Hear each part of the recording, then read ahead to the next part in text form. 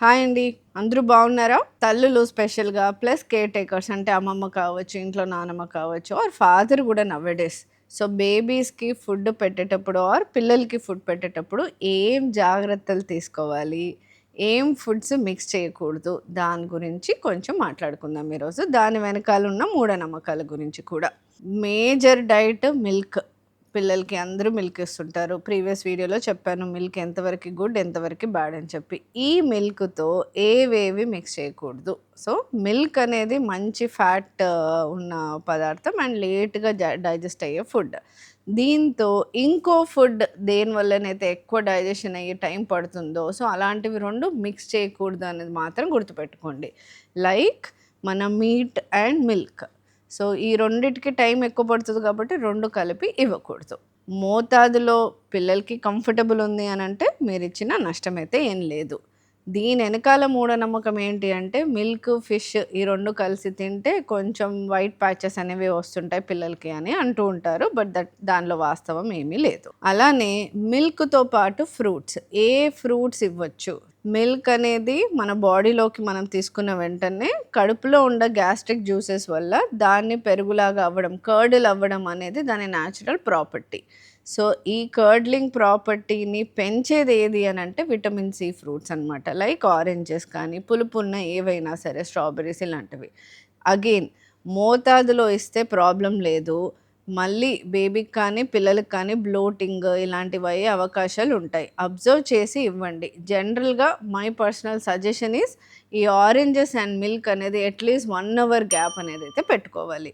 సేఫ్‌గా మిల్క్‌తో పాటు ఇచ్చే ఫుడ్స్ ఏంటి అనంటే కామ్ చేసే ఫ్రూట్స్ లైక్ బనానా ఇలాంటివి ఇవ్వచ్చు. పాలకూర, టొమాటో ఇవ్వచ్చా? ఎంతమంది సజెస్ట్ చేసుంటారు మీకు డోంట్ గివ్ కిడ్నీలో స్టోన్స్ వస్తాయి ఇది అని చెప్పి. పాలకూరలో న్యాచురల్‌గా ఆక్సలేట్స్ అనేవి కొన్ని ఉంటాయి. సో, దానివల్ల ఏంటి అనంటే ఇప్పుడు టొమాటో విటమిన్ సి అనేది కొంచెం పులుపు ఉంటుందిగా. సో, దాంట్లో విటమిన్ సి అనేది ఉంటుంది.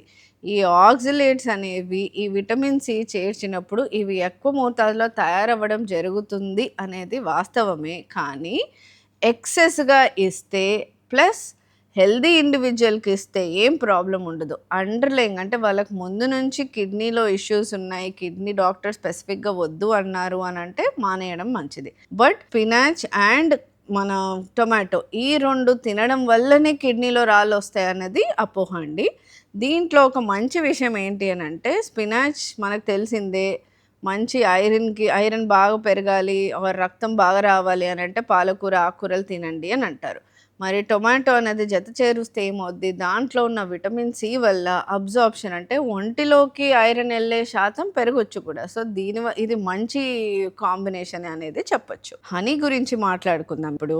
తేనె అనేది జనరల్‌గా కూడా 1 ఇయర్ లోపు పిల్లలకి అస్సలు పెట్టకూడదు. 1 ఇయర్ తర్వాతనే పెట్టడం అనేది చేయాలి. బికాజ్ దానివల్ల వచ్చే ప్రమాదాలుంటాయి. బాటిలినం టాక్సిన్ అనేది ఉంటుంది. సో, అది లెస్ దెన్ 1 ఇయర్ అస్సలు ఇవ్వకూడదు.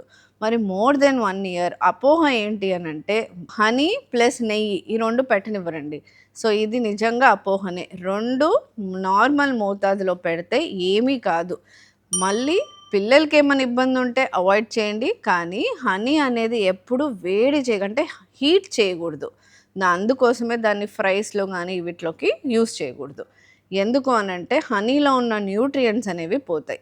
మరి పిల్లలకి ఆర్ కొంచెం కోల్డ్స్ ఉన్నాయి. ల్యూక్వార్మ్ వాటర్ వరకి యూజ్ చేయొచ్చు. సో, మనం దాని న్యూట్రియంట్స్ అనేది ప్రిజర్వ్ చేసుకుంటూ ఫుడ్ అనేది ఎంకరేజ్ చేస్తూ ఉండాలి పిల్లలకి. Next meals and fruits. ఎంతమంది ఇప్పుడు మనం ఏ ఫంక్షన్‌కెళ్ళినా కానీ మీల్స్ తర్వాత ఖచ్చితంగా ఫ్రూట్స్ చేయడం అనేది చేస్తుంటారు.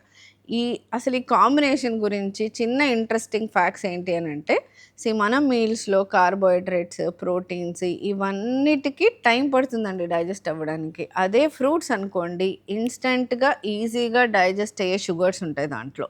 ఈ ఫ్రూట్స్ అనేవి జనరల్‌గా కూడా either before meals or after meals అంటే ఒక స్నాక్ లాగా పిల్లలకి ఇస్తే మంచిది.